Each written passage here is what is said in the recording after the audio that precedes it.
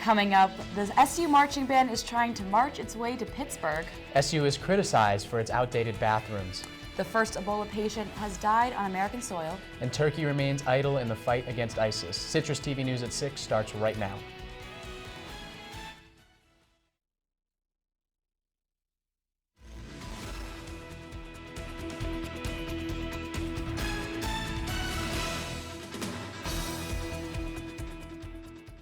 Hello and welcome to Citrus TV News Live at 6 for Wednesday, October 8th. I'm Max Darrow. And I'm Allie Bauman. National Coming Out Day is October 11th, but here at Syracuse, all of October is Coming Out Month. That's our top story.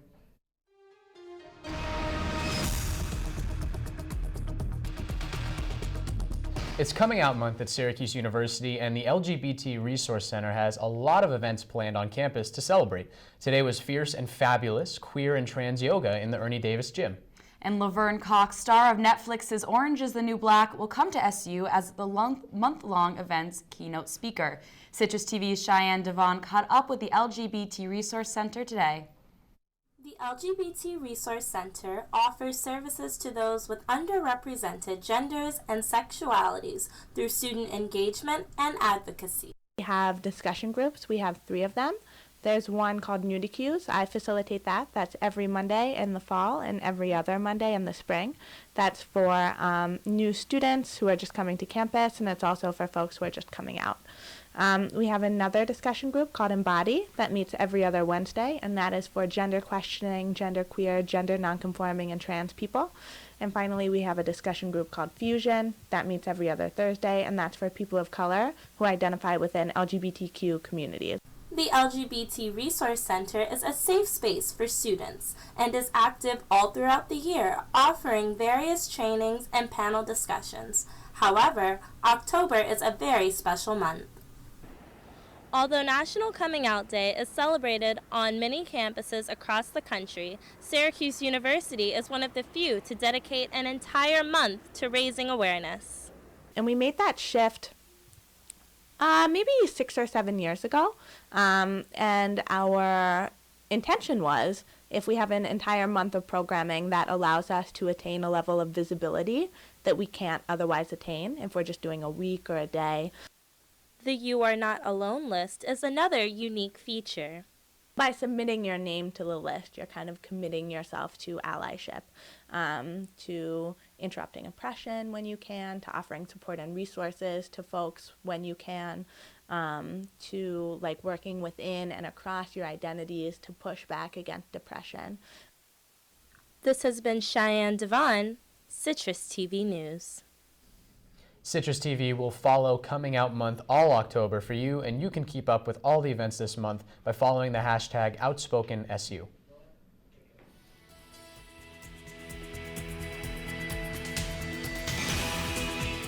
And now our Brooke Latz has a preview of what weather we can look forward to for the rest of the week. Thanks, Allie. The sun was out around this morning, but that didn't last long. We saw some scattered rain in the afternoon with very overcast skies today. The high today was 64 degrees, but currently it feels like 57 degrees. Winds are coming from the west-southwest at about 15 miles per hour right now, so everything has been flying around, and I even saw a few umbrellas flip inside out earlier when it was raining. There's about 62% humidity out, but we're not really feeling the effects of that because it's been much cooler temperatures recently. For your full weather forecast and what you can expect for the upcoming weekend, stay tuned to Citrus TV News. Max and Allie, back to you.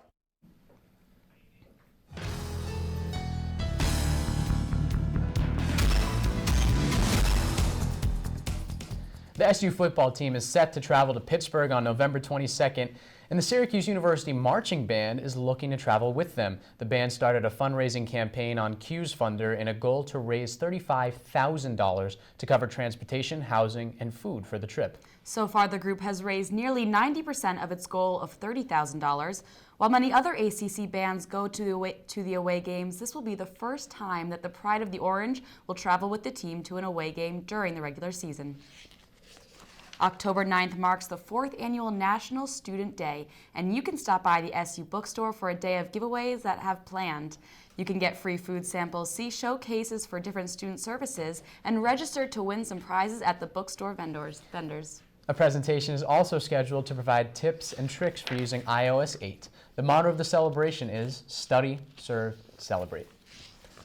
And in Syracuse University's 17 most trafficked buildings, there are 137 restrooms. Less than 6% of them, only 8 in total, are gender neutral. Colleges and universities across the country are installing more and more single bathrooms to accommodate the trans community, gender nonconforming people, and others who require special restroom accommodations. Despite the lack of gender-neutral bathrooms on campus, SU still has a 5 out of 5 star ranking from the LGBT-Friendly Campus Climate Index. The Syracuse University Senate is expected to vote tonight on a resolution supporting academic freedom.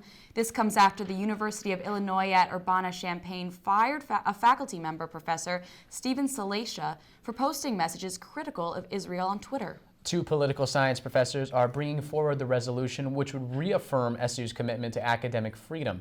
It also calls for the U of I to reinstate Professor Salacia. Coming up, America faces its first Ebola death. And Brooke Glatz will bring you her full weather forecast. All of that when CitrusTV returns. Now it's time for This Week in Bad Stats. Bad stats? Horrible stats. Here goes. 132. That's how many batters struck out 4 times in one game last season. Wow, very good. Here's a tough one, though. 3 and 4. No idea. That's how many kids witness bullying. 3 out of 4. That's not a good stat. No, it's not, but it can change. Kids want to help, but they don't know how. Visit stopbullying.gov and give them the tools they need to help prevent bullying. There are plenty of safe ways kids can help at stopbullying.gov. In the small town of Elmira, New York, a boy was born into an all-American family. The odds of him achieving his dream in the fashion industry? 1 in 23 million. The odds of having a child diagnosed with autism? 1 in 88. I am Tommy Hilfiger, and my family is affected by autism. Learn more at autismspeaks.org/signs.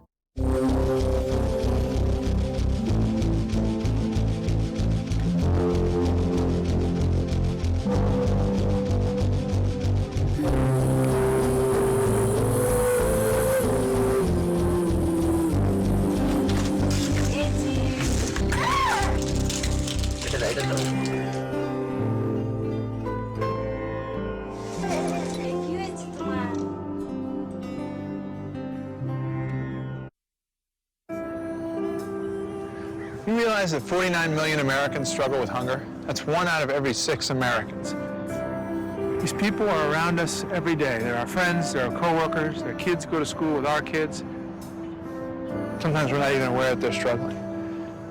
This problem is closer than you think. So is the solution. Play a role in ending hunger. Visit feedingamerica.org/hunger and find your local food bank.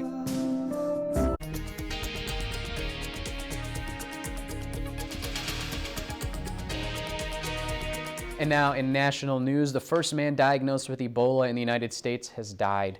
Thomas Eric Duncan, a native of Liberia, died this morning at a Dallas hospital. Duncan had been visiting a family in Texas for about 4 days before he started having symptoms of the disease. He finally was released from Dallas Presbyterian Hospital with flu-like symptoms. Days later, he was readmitted and never recovered. Family members say Thomas Duncan was 42 years old. And additionally, 5 of the busiest U.S. airports are taking steps to prevent Ebola from coming into the United States. The CDC is now requiring travelers from affected West African nations to go through additional screenings. Airports affected include New York's JFK, Washington Dulles, Newark in New Jersey, O'Hare in Chicago, and Atlanta's Hartsfield-Jackson Airport. And staying with Ebola, the first American to contract the disease, Dr. Kent Brantley, might have the answer to the survival of the latest American patient. Freelance journalist Ashoka Mukpo has received a transfusion of Brantley's blood. Doctors hope that Brantley's antibodies will be able to kickstart Mukpo's immune system to start fighting the virus. This has worked before. Brantley's blood was given to another Ebola patient who fought off the virus and recovered. And police are in the hot seat yet again, this time in Indiana. A family that was pulled over at a traffic stop is now suing the city and the Hammond Police Department after they say police officers allegedly used excessive force. In a video taken by a child in the back of the car, police can be seen breaking the passenger side window and tasing the man inside. Both the family and police say they felt threatened. The police department and the city are standing by the officers involved.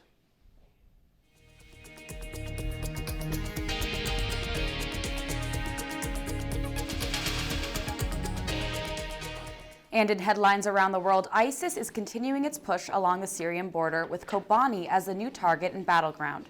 Refugees are flooding into Turkey while the country hesitates to throw full support behind the U.S. Turkey shares borders with both Iraq and Syria and has the second largest army of any NATO country, which would make them a key member in the coalition against ISIS. Meanwhile, a Pentagon spokesperson said the current airstrikes will not prevent ISIS from taking control of Kobani, a key city on the border of Syria and Turkey. And staying with ISIS now, the FBI is asking for help identifying a masked man in an ISIS recruitment video.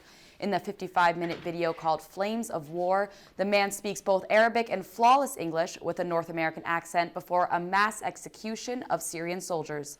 The FBI has posted a portion of the video and asked if anyone has information about the jihadist's identity. The request to the public is part of the FBI's goal to identify people trying to join ISIS from the United States and those who are returning from the terror group on flights. Kenya's president is in the Netherlands tonight, standing before the International Criminal Court. Uhuru Kenyatta is facing charges of crimes against humanity dating back to Kenya's presidential election in 2007. Kenyatta is accused of funding a local militia that attacked political rivals in the election. A second hearing will determine if the case will go to the trial after both the prosecution and the defense say there is a lack of evidence. This is the first time a sitting head of state has appeared before the ICC. And 2 Americans were announced this morning as recipients of the Nobel Prize for Chemistry. The scientists, along with a German member of the team, are being awarded the prize for their work in optical microscopes. The microscopes you probably remember from high school science classes, but the new technology they've developed allows us to see how individual molecules behave, something no one has ever done before.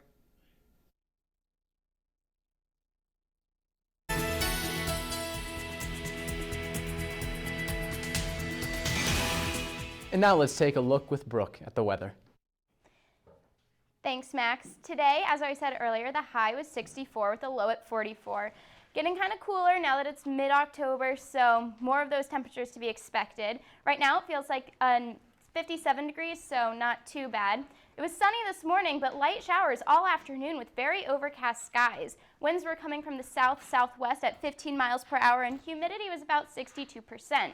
Moving into tonight, we can see that the low is going to be 44, like I said earlier. Feels like 57 right now, though. Partly cloudy skies, so you will see that blood moon tonight. Winds coming from the south-southwest with humidity at 63%. Moving on to tomorrow morning, you can see that we'll have partly sunny skies. High of 60, low of 43, winds coming from the south-southwest at 6 miles per hour, so that'll slow down for us, and humidity at 52%. Looking at the current temperatures across the region, we can see that Syracuse is 59 degrees, but Albany and Scranton around us are more into the upper 60s. If we go much more south, we can see that Baltimore and Philadelphia are in the 70s, but you can see up here towards the west that it's much colder in the 40s, so we'll see a lot of temperatures changing, then it's becoming fall. Moving on to the current dew points, you can see that the area near Syracuse isn't that comfortable, not too dry, not too wet area, but out again to the west, much more dry. That'll be moving in as it gets closer into the colder temperatures. Moving on to the precipitation forecast, you can see that we're still just in the green, which means that we're seeing a little bit of rain, but within the next couple days, and actually the next couple hours, that's going to be moving out, and we will be nice and dry for the next couple days. On our 5-day forecast, we can see that today it was light showers, but for the rest of the weekend, it'll be partly sunny skies with a little bit of cloud coverage. The temperatures for today and tomorrow are in the lower 60s, but after that, we're going to dip down into the 50s, so it's finally going to start feeling colder. Lows in the 40s, but like I said, that sunny weather is going to be nice for the weekend. So, son, no snow yet, but it was 80 degrees last week. What's going on? You know, it's all of these winter weathers coming in, and the huge, cold winter that we're expecting is just starting to take effect. Last year we had snow in late October, and I would not put it past weather to do that again this year. So I'm going on a hiking trip on Sunday. Now, is it good weather for outdoor activities this weekend? Perfect weather. You'll need the lice fleece maybe, but nothing too heavy. Hiking boots and leggings, you'll be great. Thank you. Coming up next on Citrus TV News, your genetics might have a lot to do with how much coffee you drink.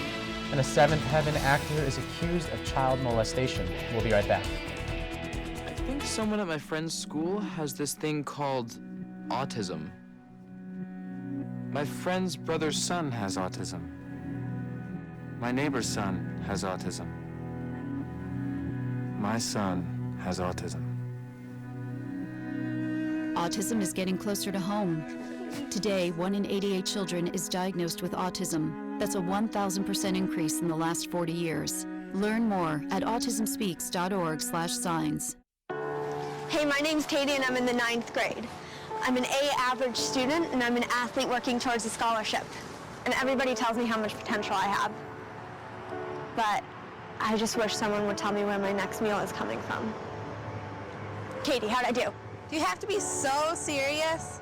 Well, I mean, I did like a crazy dance in a movie if you want me to like, do a little, no. Play a role in ending hunger. Visit feedingamerica.org/hunger and find your local food bank.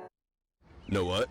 What? Since I got adopted, I've learned a lot about these humans. I know. I mean, check out these two. It's Flirt City over here. Yeah, I noticed that. It looks like my human is definitely into your human. Oh, look!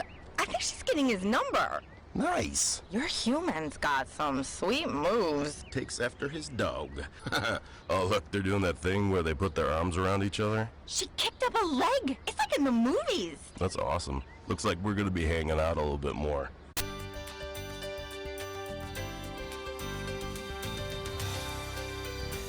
Well, are you the kind of person that needs a few cups of coffee each morning to get up and get going? I know I definitely am. I definitely am as well. It might be your parents' fault. A new research shows that coffee consumption could be written in genetics. A recent Harvard study uncovered 6 new genetic variants that can dictate the amount of coffee a person wants or needs in a day. Now, these different regions in human DNA can possibly explain why different people react differently to coffee and caffeine. The results of the study will allow researchers to better study the health effects of coffee and caffeine.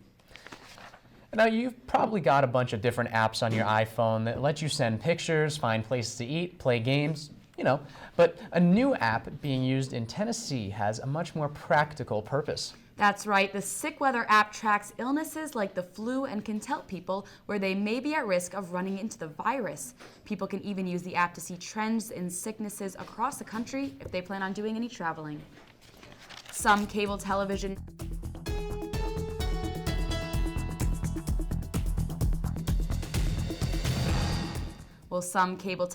networks are refusing to show reruns of the show Seventh Heaven. This after police opened up an investigation against one of the show's stars, actor Stephen Collins, who allegedly molested a teenage girl in the early 1970s. A New York police spokesman says the complaint was filed in 2012, some 40 years after Collins allegedly forced a then 14-year-old girl to commit a lewd act. Collins has since been fired from the movie Ted 2 and has resigned from a leadership position with the union SAG-AFTRA. With Vanity Fair, Jennifer Lawrence has called the hacking of her nude photos a sex crime. Lawrence is just one of the many celebrities to have naked photos leaked on the internet in August. Lawrence says that even though she's an actress, her entire life shouldn't be public. Lawrence said, quote, "Just because I'm an actress does not mean that I asked for this."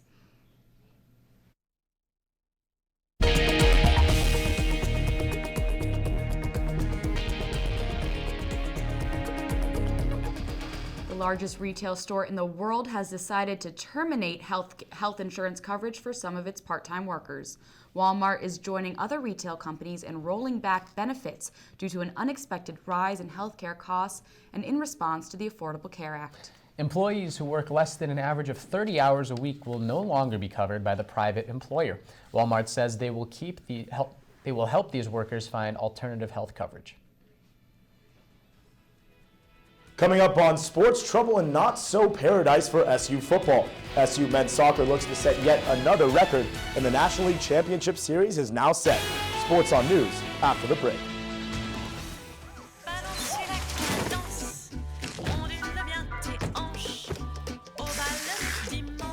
You didn't give up on sex. Don't give up on birth control either. There are more methods than you think. Find yours at bedsider.org.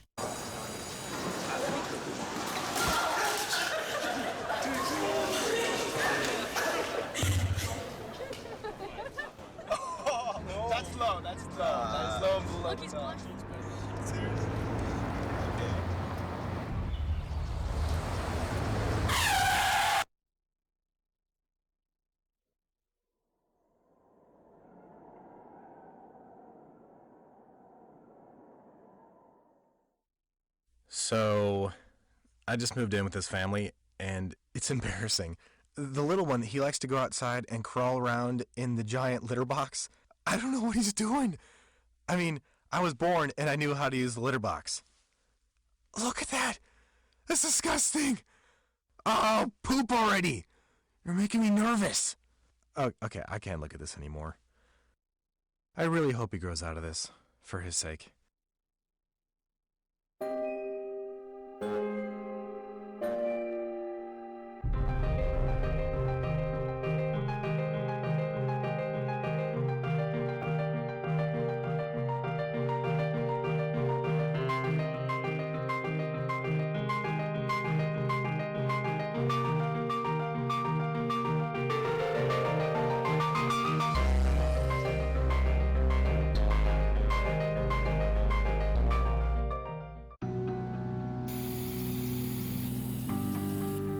Turning a 20-foot wall into a canvas takes vision. So will getting into college. I've got what it takes. So do you.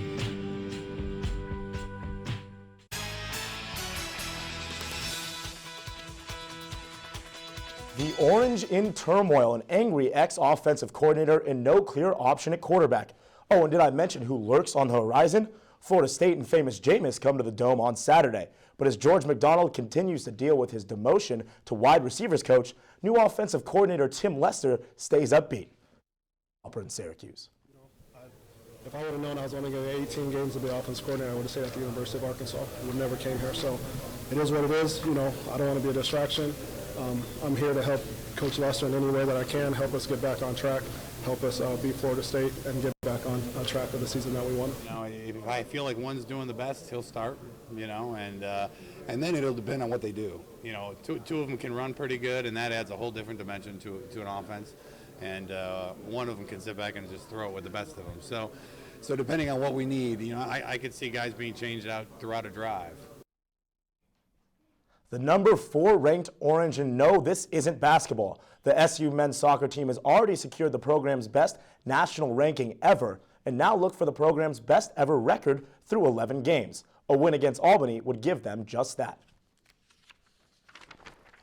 The team getting ready with some kids, and now in the 33rd minute, Jordan Morrell off the corner, bending it into the top post. Where does Mama keep the cookies? The top shelf. And doing the schmutty dance with his team. Now Albany would respond here, though. In the 56th minute, Afonso Pinheiro with the strike puts it past the keeper. Tied ball game at 1-1. But in the 82nd minute, Alex Hallis scores his first goal of the year. The assist to Julian Boucher and Stefano Stemlocados. The Orange win 2-1.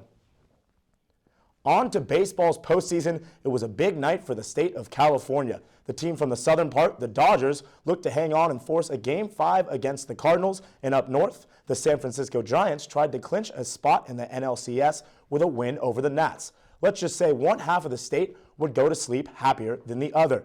The Dodgers lost the game to the Cardinals 3-2. Clayton Kershaw is now 0-4 against the Cardinals in the postseason.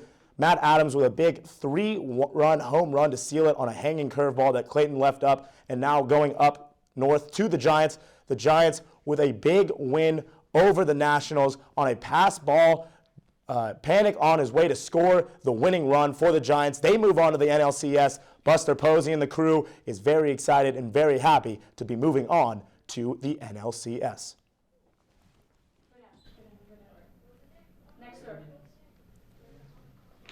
And sorry about that. From the postseason, the far less important preseason, the Knicks hit the hardwood against the Celtics tonight in Hartford, Connecticut. Tonight's affair also marks the debut for Knicks' new head man, Derek Fisher. This will be Fisher's first game on the sidelines ever, not just in the NBA. D. Fish, Mello, and the Clan tip off at 7:30 tonight. Okay, Ben, so tell me, what can we expect from the Knicks this year? You know, Melo's going to be doing his thing, scoring a lot of points, but he doesn't have a great supporting staff, and I don't really know what D. Fish will do in his first ever time coaching in any professional league or any college league. D. Fish is going to have to prove himself under the Zen master, Phil Jackson. Moving from the preseason to the postseason, it's a wild night up in San Francisco. What's next in the NLCS? You got the Giants or you got the Cardinals? Both teams know how to win in the postseason. They just seemingly get it done year after year. The Giants are a good team. They've come in on a little bit of a momentum stretch right now and winning some big ball games and doing it in some kind of old-fashioned ways with the pass ball and getting the win there. And then the Cardinals look like a team to beat. A great pitching staff with Adam Wainwright, Shelby Miller, and then Matt Adams provided a big bat in the division series against the Dodgers. It's going to be tough to pick a win. I like the Cardinals in 7. Thank you, Ben. When Citrus TV News comes back, Brooke Glatz will have your wake-up weather. Welcome to my block party. Glad you can make it. The only triple doubles you get come with fries. Last time you blocked someone, you were online. I can do this all day. Your moves are just gay. Using gay to mean dumb or stupid, not cool. Not cool. Not in my house, not anywhere. It's not creative, it's offensive to gay people. And you're better than that. In 1977, an 8-year-old boy picked up the game of golf from his father. The odds of that same boy then making it to the US and European Pro Golf Tours, 1 in 7 million. The odds of the Big Easy winning the US Open twice, 1 in 1.2 billion. The odds of him having a child diagnosed with autism, 1 in 110. Ernie Els encourages you to learn the signs at autismspeaks.org.